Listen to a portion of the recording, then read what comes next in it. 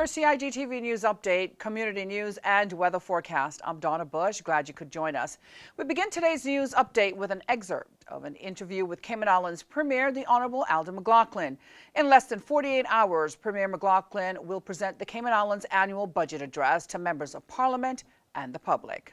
I think engagement by the populace in what the government is doing is important generally.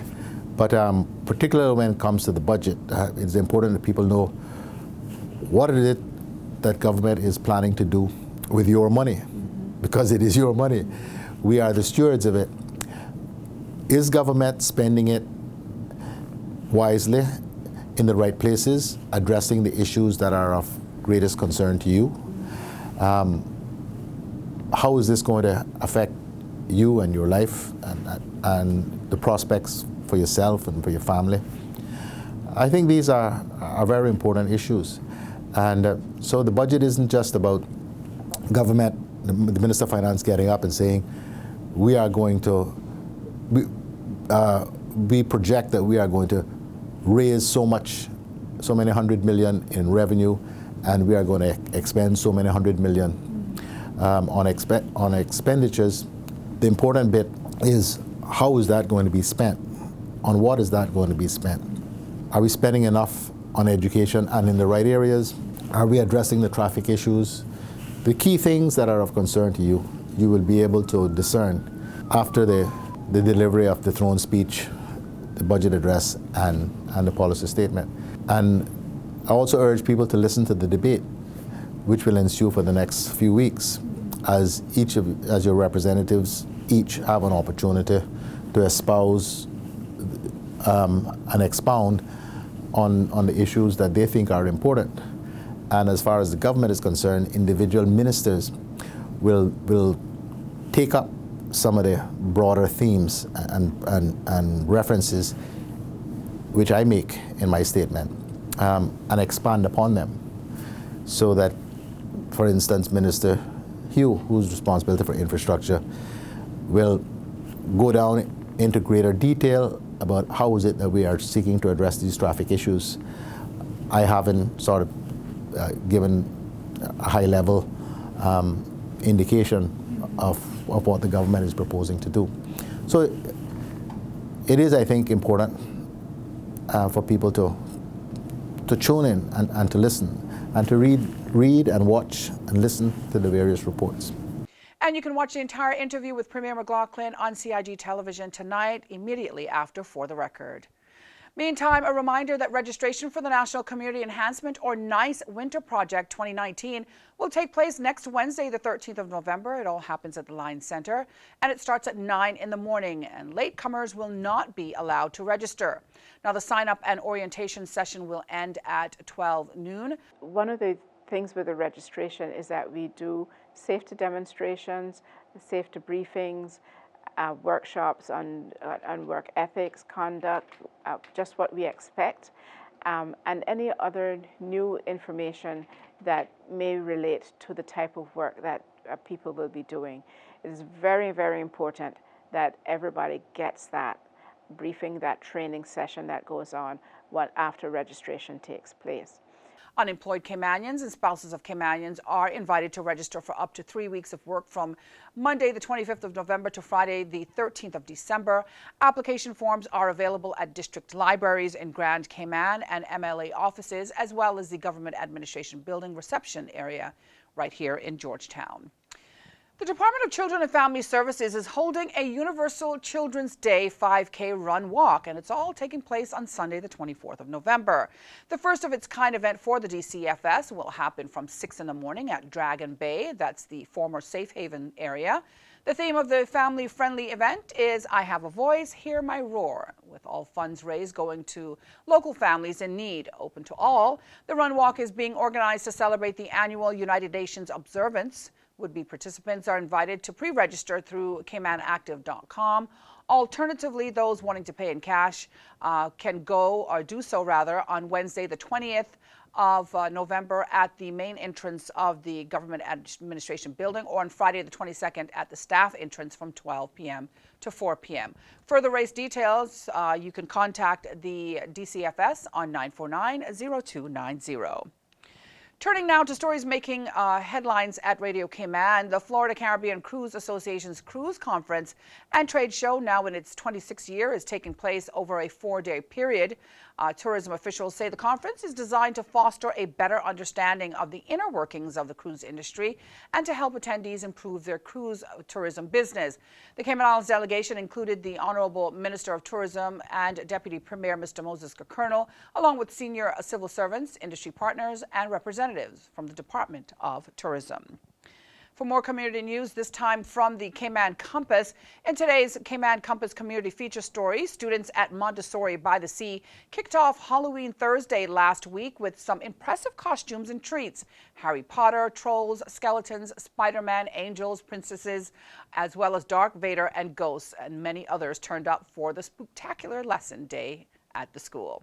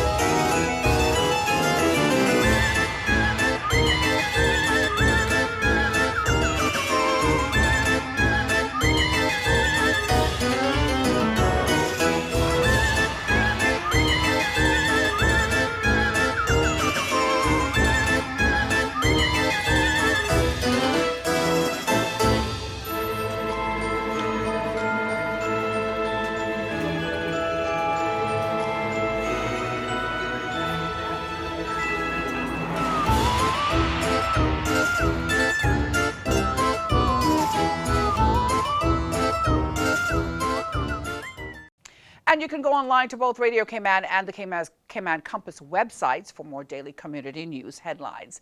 Finally, a look at today's forecast from the Cayman Islands National Weather Service. Moderate northeasterly winds and seas will continue across the Cayman area for the next 24 hours as a high pressure system lingers over the northeast U.S.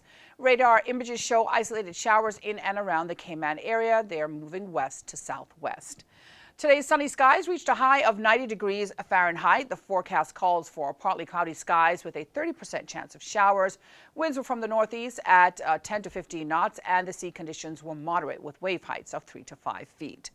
And of course, for a look at your forecast, you can go online to weather.gov.ky for the latest forecast. You can also check out their Facebook page and turn to the radio dial 107.9 FM. Remember, you can also download the National Weather Service's app, CINWS, to hear the latest on the weather forecast. And that's the latest from us here at CIG Television. To see what's on our programming, you can go online to gis.gov.ky. If you happen to have missed today's news update, you can go to the Cayman Islands Government Facebook page, as well as the CIG Television YouTube channel. I'm Donna Bush, thanking you for joining us, wishing you a wonderful and great night, and hoping you'll join me back here again tomorrow. Until then, bye-bye for now.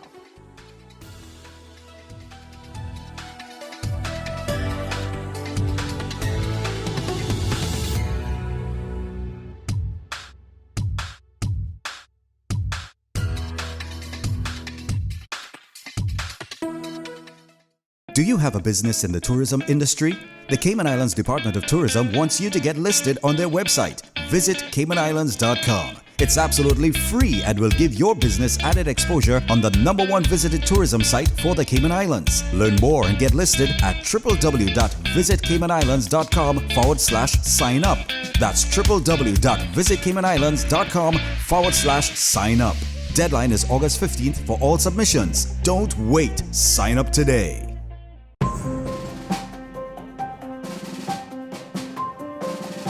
Oh, the welcome I've received to the Cayman Islands has been absolutely incredible.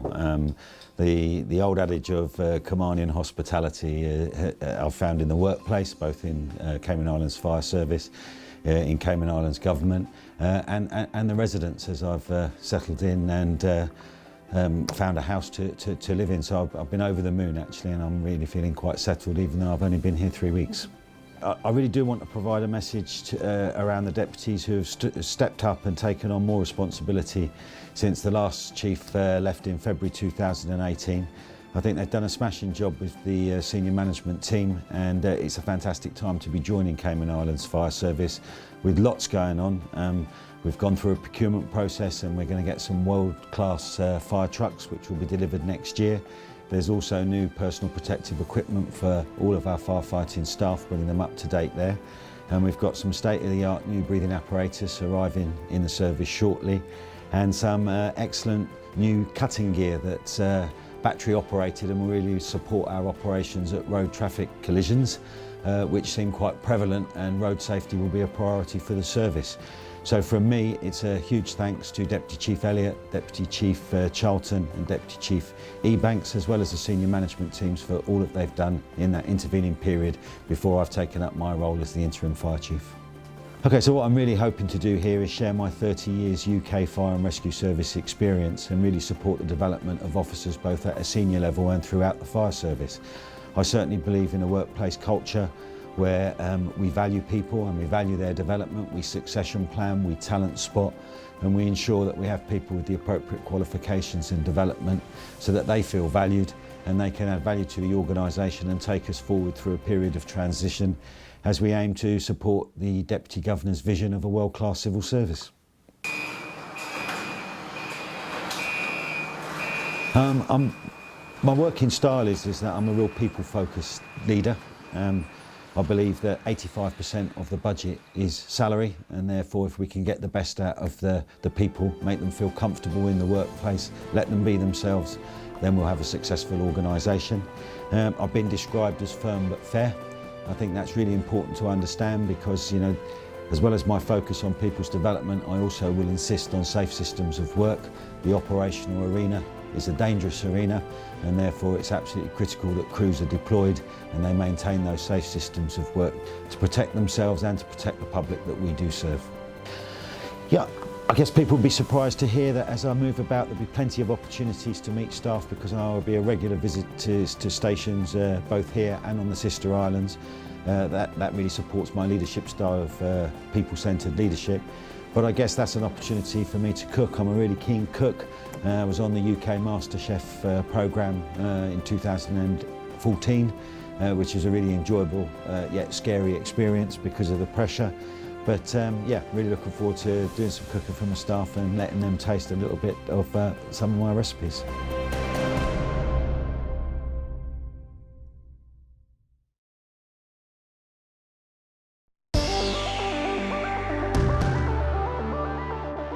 The Department of Environmental Health provides residential garbage collection services to an estimated 14,000 Cayman Islands households each week.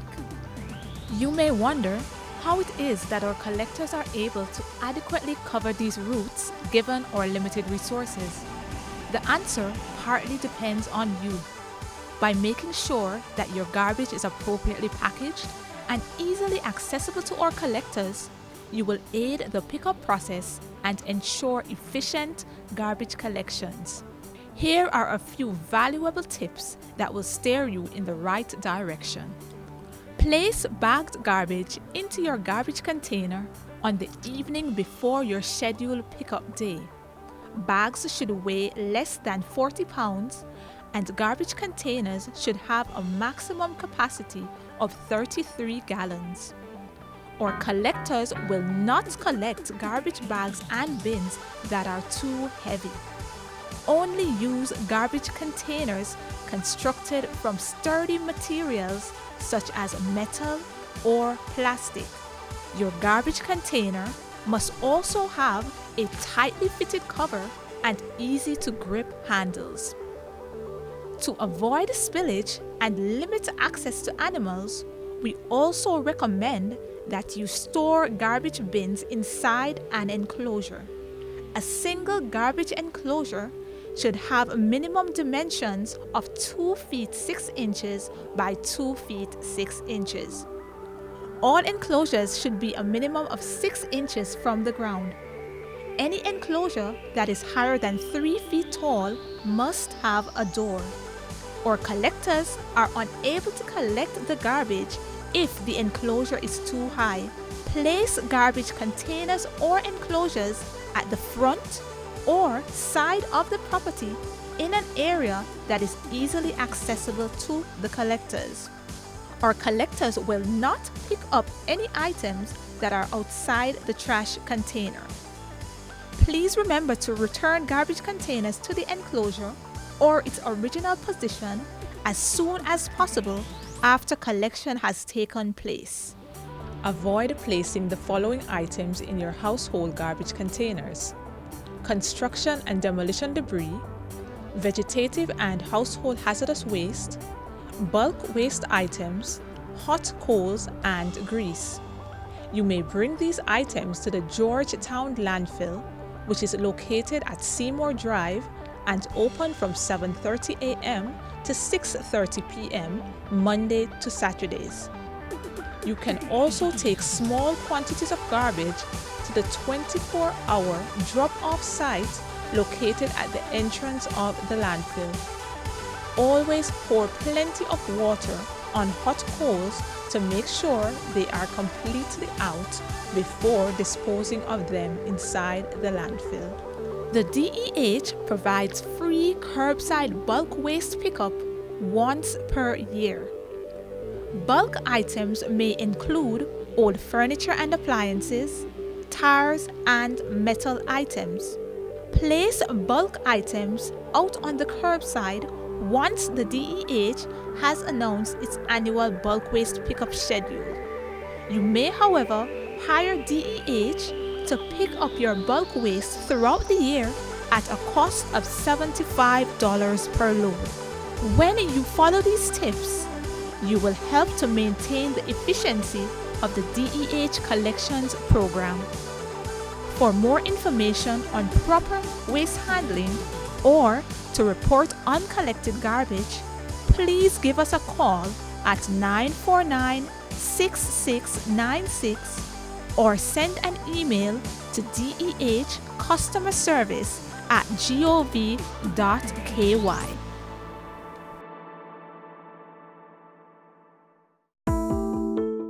Did you know your mailing address details on your land register must be up to date in order to receive notices on new development which may impact you? Visit Lands and Survey Department to check your mailing address is correct. Did you know that walls, fences located along the road require planning permission no matter the height? You should check with the department as a planning and permit application may be required. Did you know that fences and walls within the high water setback require planning permission no matter the height? You should check with the department as a planning and permit application may be required.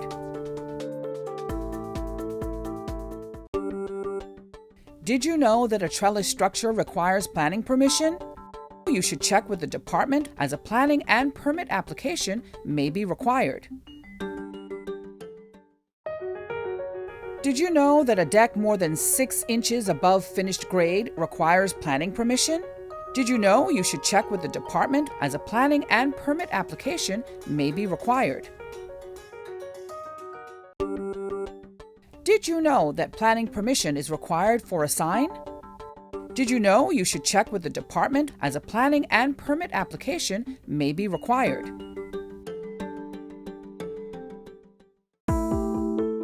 Did you know you should check with the department before leasing a property or unit for a business as a planning and permit application may be required?